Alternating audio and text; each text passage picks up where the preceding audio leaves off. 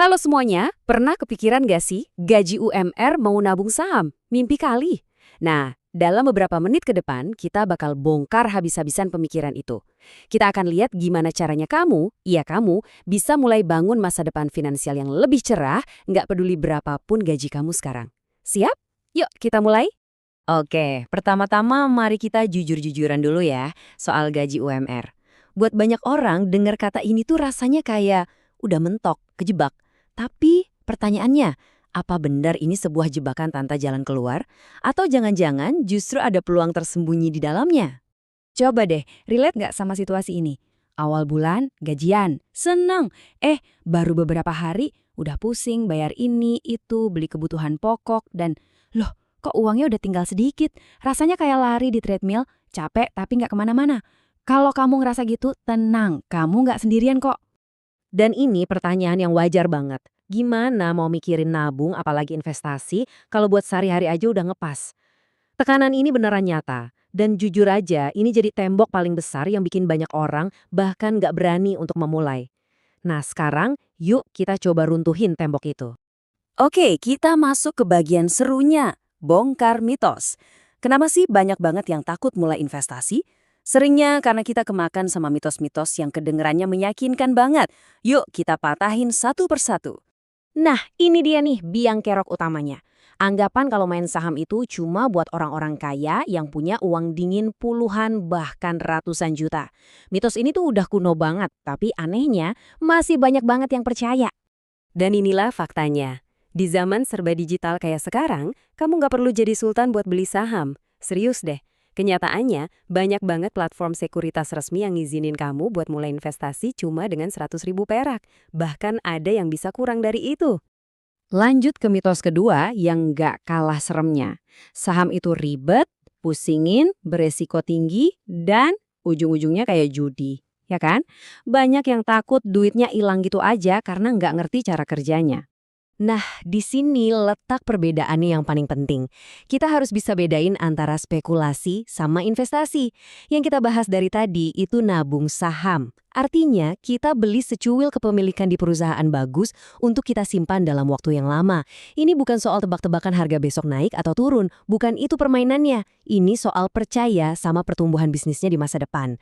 Tentu, pasar bakal naik turun. Makanya kuncinya adalah sabar dan punya pandangan jangka panjang.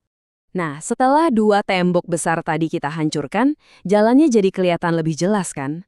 Terus, langkah praktisnya gimana dong? Tenang, ini jauh lebih gampang dari yang kamu bayangin. Serius. Cuma ada 3 langkah simpel. Pertama, buka RDN. Apa itu? Anggap aja ini rekening bank khusus buat investasi. Saham. Pilih sekuritas yang resmi diawasi OJK ya, biar aman. Prosesnya sekarang cepet banget dan semua bisa online. Kedua, buat pemula, jangan pusing-pusing. Pilih aja saham dari perusahaan raksasa yang produk atau jasanya kamu kenal dan pakai sehari-hari. Ini bikin kamu lebih gampang ngerti bisnisnya. Ketiga, dan ini yang paling krusial, berkomitmen. Tentukan satu angka kecil yang kamu sanggup sisihkan tiap bulan dan lakukan itu secara rutin, tanpa bolong. Sekarang kita sampai di bagian favorit saya, bagian yang nunjukin keajaiban dari sebuah kebiasaan kecil. Ini bukan sulap ya, ini murni matematika yang sering disebut efek bola salju atau compounding. Oke, kita ambil contoh angka yang realistis banget, Rp100.000 aja setiap bulan. Coba bayangin, itu mungkin cuma seharga beberapa gelas kopi di kafe atau sekali makan enak di luar. Kelihatannya kecil dan nggak signifikan kan? Tapi, yakin. Tolong, ingat prinsip ini baik-baik. Kunci buat membangun kekayaan dari nol itu bukan modal awal yang jumbo, tapi disiplin dan konsistensi. Kebiasaan kecil yang kamu bangun hari ini, itu nilainya jauh lebih berharga daripada jumlah uangnya itu sendiri. Nah, ini dia kekuatan dari rutinitas itu. Coba lihat tabel ini deh. Nabung CP sebulan dalam 5 tahun modal kamu kan 6 juta. Itu bisa berpotensi jadi lebih dari 7,5 juta. Lumayan kan? Tapi coba lihat apa yang terjadi dalam 20 tahun. Total modal yang kamu keluarin itu 24 juta. Tapi potensinya bisa tumbuh jadi lebih dari 75 juta. Gila kan? Ini bukan sihir. Ini efek bola salju tadi. Keuntungan investasi kamu mulai menghasilkan keuntungan lagi dan terus berlipat ganda. Makanya, waktu adalah sahabat terbaik investor. Oke, sebagai penutup, saya mau ninggalin satu pesan yang penting banget buat kamu yang mungkin sampai detik ini pun masih ragu-ragu. Inilah intinya. Berhenti fokus sama keterbatasan gaji kamu sekarang. Mulai alihkan fokus kamu ke apa yang bisa kamu kontrol, yaitu langkah yang bisa kamu ambil hari ini, sekarang juga.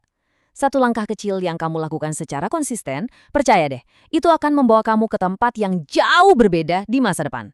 Kamu yang pegang kendali. Pertanyaan terakhir ini bukan buat saya, tapi buat kamu jawab dalam hati. Apakah hari ini adalah hari di mana kamu berhenti cuma berandai-andai dan mulai benar-benar membangun? Keputusannya 100% ada di tanganmu. Terima kasih banyak sudah menyimak.